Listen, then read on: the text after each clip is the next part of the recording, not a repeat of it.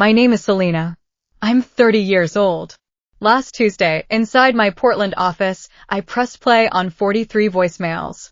All of them came from my family. People I had not spoken to in 7 full years. Not one of those messages contained 2 words I had waited nearly a decade to hear. Not one person said, "I'm sorry." Every single caller asked for the exact same thing. 7 years earlier, I walked out of my mother's house carrying $200, 1 suitcase, and the clothes on my back. My family went straight to our small town and told everyone I was unstable, that I needed professional help, that they were worried sick. They weren't worried. They were relieved. And they would have stayed relieved forever if my sister hadn't typed my name into a search engine the week before.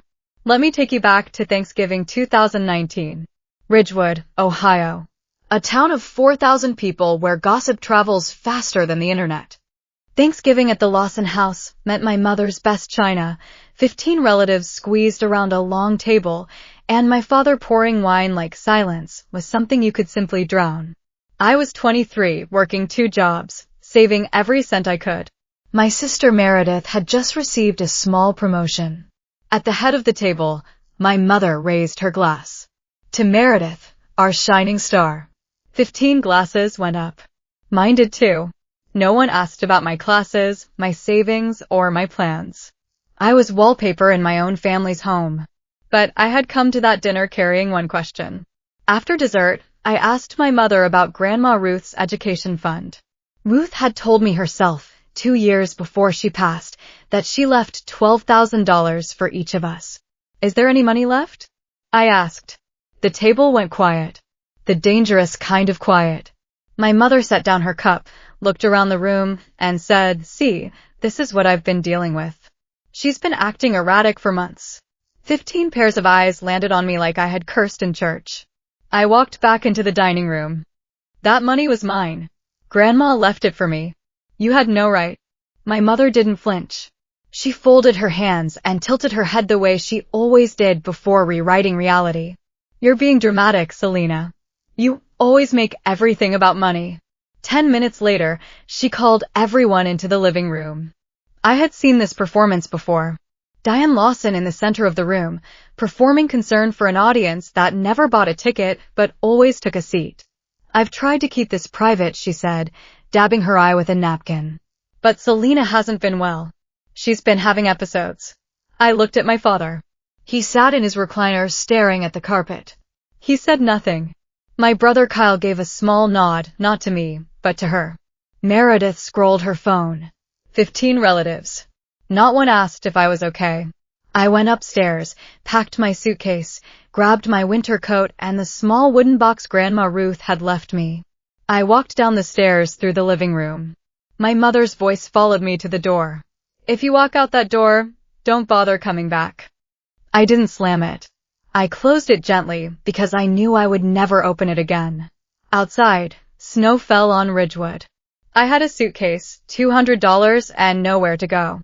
That was the last time I heard my mother's voice for 7 years. I bought a Greyhound ticket. The furthest I could get was Portland, Oregon. 38 hours on a bus, my suitcase between my knees, my dead grandmother's wooden box in my lap.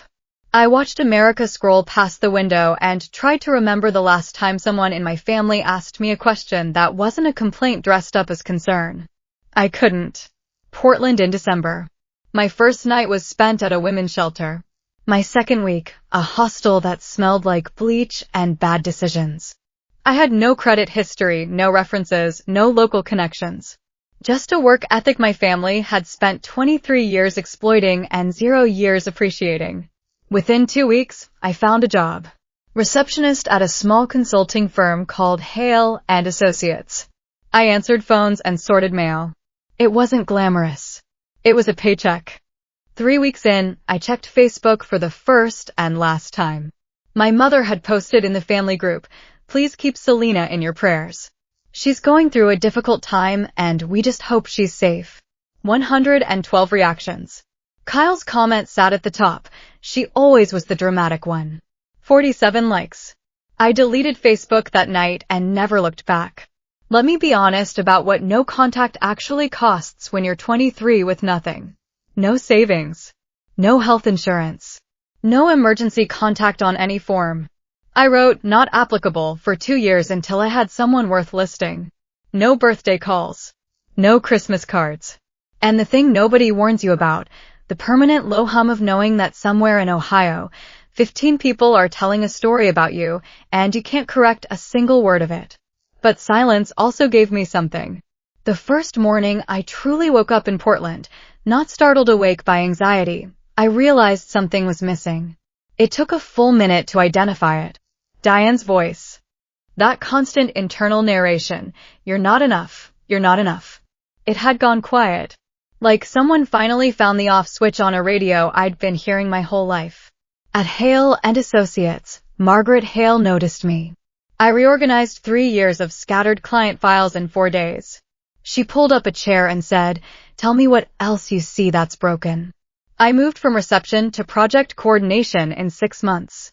I enrolled in Portland State's online business program, paying tuition out of every paycheck, small bites, no loans.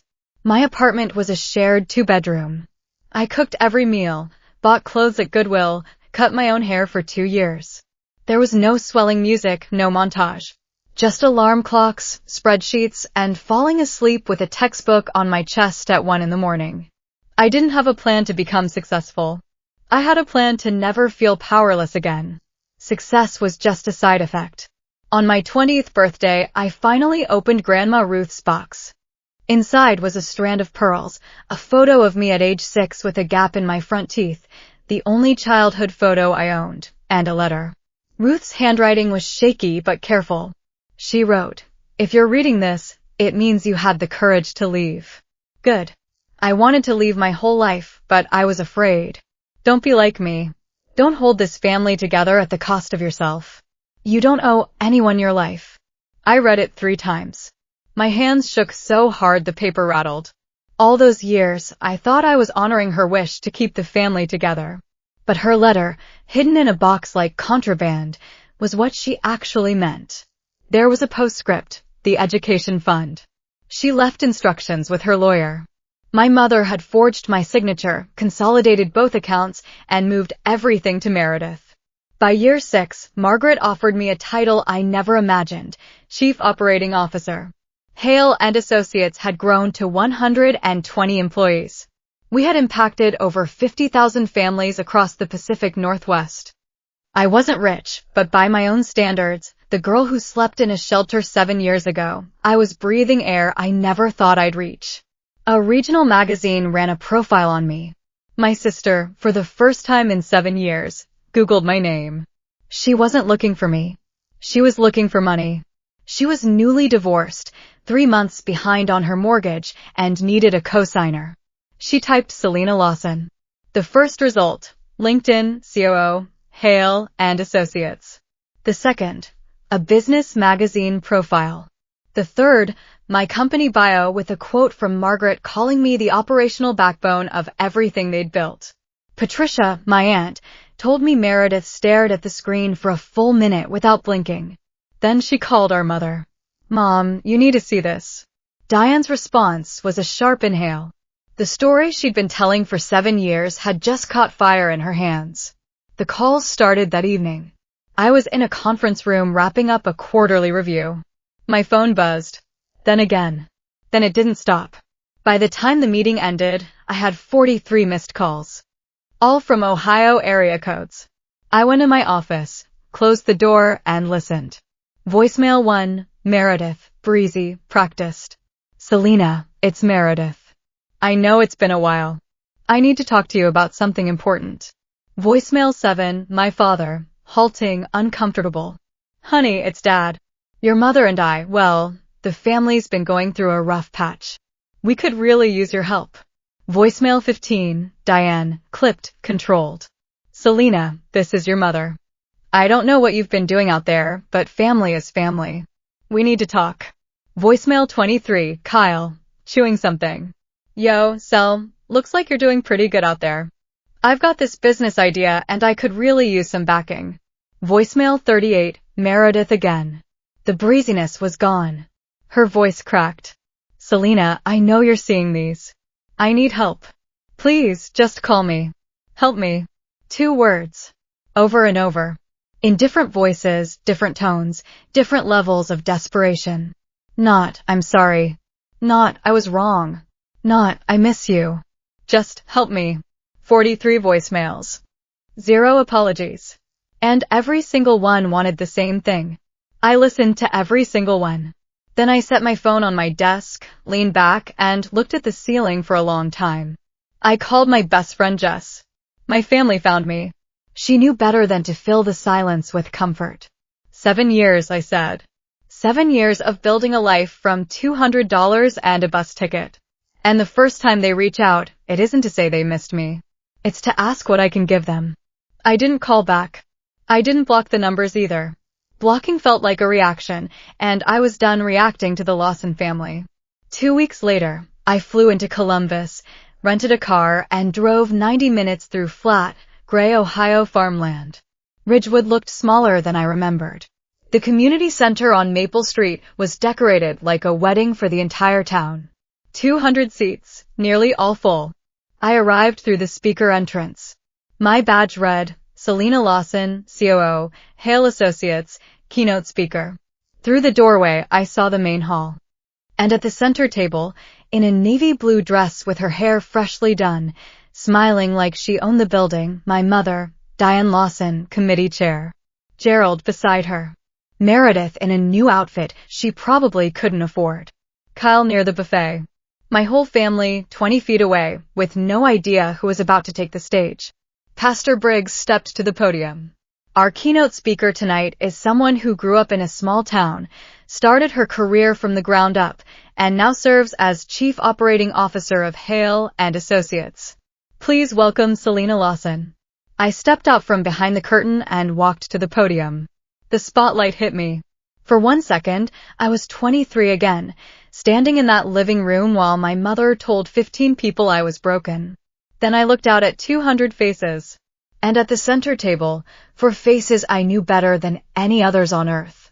Diane's smile evaporated. Her mouth opened slightly, closed, opened again. She gripped the edge of the table, her knuckles going white. Gerald set his water glass down so hard it sloshed onto the linen. Meredith's hand went to her chest. Kyle stopped chewing mid-bite. The audience stood. 200 people rose and gave me a standing ovation. And my mother sat frozen in the center of it, the only person in the room still in her seat. I let the applause settle. Thank you, Pastor Briggs. Thank you, Ridgewood. It's been a while. Light laughter. A few people exchanged glances. I delivered my keynote, 20 minutes on community development, funding structures, the power of grassroots organizing. Professional. Polished. And then, near the end, I shifted. I grew up in a small town like this one. Some of you might remember me. I left this town 7 years ago with $200 in a suitcase. I didn't leave because I wanted to. I left because staying was costing me something I couldn't afford to lose. I was told I was unstable. I was told I needed professional help. The truth is, the help I needed was distance. And this career, this work, it started because someone in Portland looked at me and saw a person. Not a problem to manage. Not a story to tell at church. A person. I didn't name anyone. I didn't point at my mother. I didn't have to. A woman in the 3rd row, my 10th grade English teacher, pressed her hand to her mouth. The whispers started like a match catching. That's Diane's daughter. The one she said was in a facility. She's a COO? When I finished, the room stood again, longer this time. Some people wiped their eyes. My mother didn't stand. She sat perfectly still, her napkin clenched in both fists, her face the color of raw steak. The networking portion became something else entirely. People I hadn't seen in 7 years shook my hand, touched my arm, said, "We had no idea." Diane cut through the crowd with a smile so tight it looked bolted on. "Selena, sweetheart." Her arms opened for a hug. What a surprise. "Why didn't you tell us you were coming?" I didn't step into the hug. "You had my number, Mom." 7 years. The smile flickered. She lowered her voice. "You embarrass this family." "That speech of yours." I said I didn't name anyone. If people drew conclusions, that's not my responsibility. Meredith appeared at her shoulder. We've been trying to reach you, Selena. We need to talk about the family. I said, I heard your voicemails. All 43. Not one apology. Just, help me. That's not a family reaching out.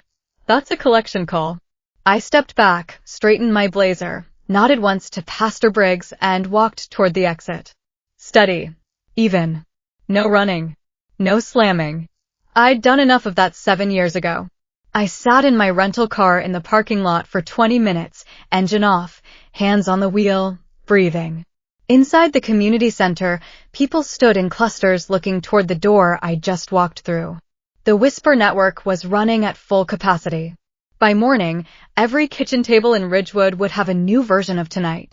That night, I opened my laptop and wrote one email addressed to my mother, my father, Meredith, and Kyle. I'm writing this once. I'm not co-signing any loan. I'm not funding anyone's business idea. I'm not angry. I'm clear. If any of you want a real relationship with me, it doesn't start with a voicemail asking for help. It starts with an honest conversation. A real one. Where someone says what happened out loud and acknowledges it. Not, we did our best. Not, that's in the past. Not, family is family. An apology specific for the fund, for the lies, for the 7 years of telling this town I was in a facility when I was building a career. Until that happens, I wish you well. But my answer is no. I press send. Then I closed my laptop, turned off the light, and lay in a hotel bed 3 miles from the town I grew up in. No triumphant music. No tears. Just the quiet satisfaction of a woman who had finally stopped negotiating with people who never valued the deal. In Ridgewood, reputation is currency, and my mother had just filed for bankruptcy. Within a week, the narrative she spent 7 years constructing came apart like wet paper. The post office, the diner, the pharmacy parking lot, the pews at First Presbyterian, every gathering place became a courtroom, and Diane was on trial in absentia. She told us her daughter was in rehab. Did you see the Forbes thing? A coup. Pastor Briggs called my mother personally. She resigned the chair position publicly, told people it was time to focus on family. The irony sat in that sentence like a stone in a shoe. Gerald moved into the guest bedroom. Not a separation, not a divorce. Just a door closed between him and the woman he'd enabled for 30 years. Patricia overheard him one evening. You lied, Diane. About your own daughter. You told this whole town she was broken, and she stood on that stage and proved you wrong without saying your name. Diane's response, she turned this entire town against me. Gerald's, no. You did that yourself 7 years ago. She just showed up. Meredith lost the house. Without a cosigner, the loan fell through. The bank completed the foreclosure 60 days later. She moved back into my old room at our parents' house. The golden child, the one who got the fund, the car, the sorority dues, the toast at Thanksgiving, now 32 years old, divorced, unemployed, and sleeping in the room of the sister she'd never defended. Being the golden child, it turns out, is its own kind of cage. You just don't notice the bars because they're gilded. 6 weeks after the fundraiser, a white envelope arrived at my office. Gerald's handwriting. Careful, slanted. I opened it at my desk. Selena, I don't know if I have the right to say this, but I'm sorry. Not for your mother, for me. For sitting in that chair and saying nothing. For every time I told you not to make your mother upset when I should have told her to stop. I wasn't keeping the peace. I was keeping my comfort. You deserve a father who chose you even when it was loud. I didn't, and I'll carry that. I read it twice, set it in my desk drawer, and didn't respond. It was the first apology I'd received from a Lawson. From the person I expected it from last. 3 months after the fundraiser, it's a Sunday evening in June. I'm standing in my kitchen stirring a pot of pasta while Jess argues with my neighbor about hot sauce. Margaret is on my couch with a glass of red wine telling a story about a grant proposal that went sideways. This is my Sunday dinner every week. Same people, give or take. No obligations. No performances. Everyone here because they want to be. I look around the table when we sit down and I think about another table. A longer one, set with better china in a house in Ohio where I was invisible. This table is smaller. The plates don't match. The wine is $12 a bottle. And I have never felt more seen in my life. Diane hasn't contacted me since my email. Meredith hasn't either. Kyle sent a one-word text 2 weeks ago. Sorry. No period. No follow-up. I saw it. I haven't responded. I don't know what happens next with any of them. And for the first time in my life, I'm okay with not knowing. The door isn't locked, but it isn't open either. It's just there, waiting for someone to knock with something more than 2 words. Until then, I have pasta. I have wine. I have this table. That's enough. The 2 words my family said were, help me. The 2 words I needed to hear were, I'm sorry. They're not the same sentence. And you don't owe anyone the first until they've given you the second. My name is Selena Lawson. I'm 30 years old. And the most expensive thing I own isn't a title or a salary. It's the silence I can finally afford.